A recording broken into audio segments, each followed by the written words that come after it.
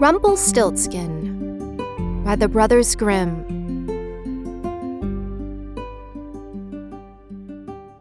By the side of a wood, in a country a long way off, ran a fine stream of water, and upon the stream there stood a mill. The miller's house was close by, and the miller, you must know, had a very beautiful daughter. She was, moreover, very shrewd and clever, and the miller was so proud of her that he one day told the king of the land, who used to come and hunt in the wood, that his daughter could spin gold out of straw. Now this king was very fond of money, and when he heard the miller's boast, his greediness was raised, and he sent for the girl to be brought before him. Then he led her to a chamber in his palace, where there was a great heap of straw, and gave her a spinning wheel, and said, "All this must be spun into gold before morning, as you love your life."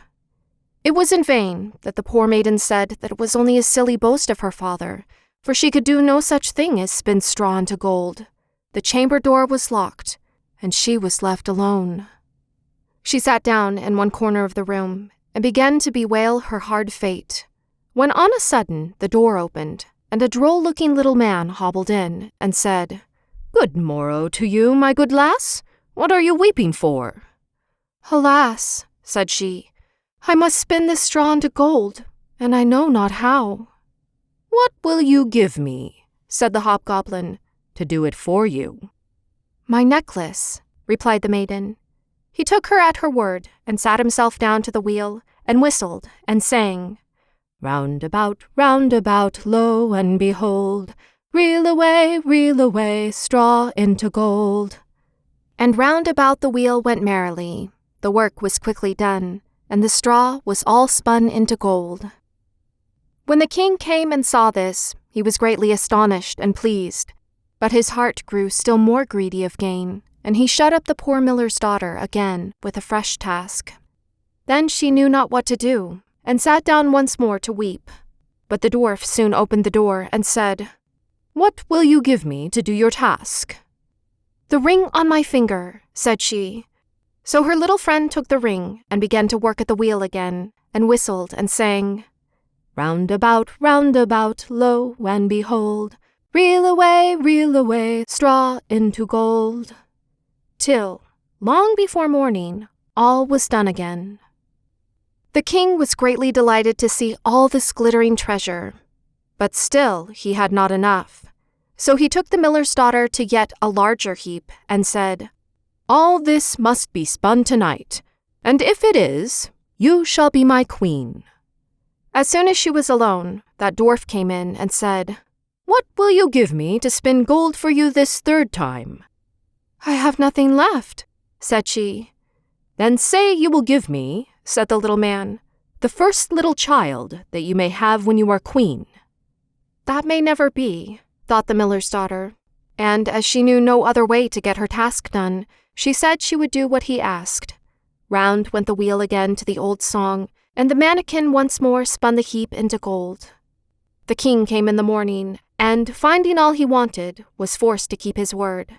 So he married the miller's daughter, and she really became queen.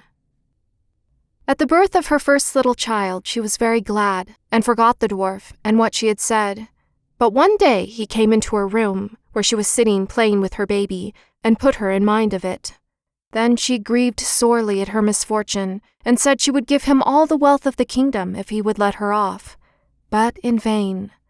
Till at last her tears softened him, and he said, "I will give you 3 days' grace, and if during that time you tell me my name, you shall keep your child." Now the queen lay awake all night, thinking of all the odd names that she had ever heard, and she sent messengers all over the land to find out new ones. The next day the little man came, and she began with Timothy, Ichabod, Benjamin, Jeremiah, and all the names she could remember. But to all and each of them he said, "Madam, that is not my name." The second day she began with all the comical names she could hear of, Bandy-legs, Hunchback, Crookshanks, and so on. But the little gentleman said to every one of them, "Madam, that is not my name." The third day, one of the messengers came back and said, "I have traveled 2 days without hearing of any other names.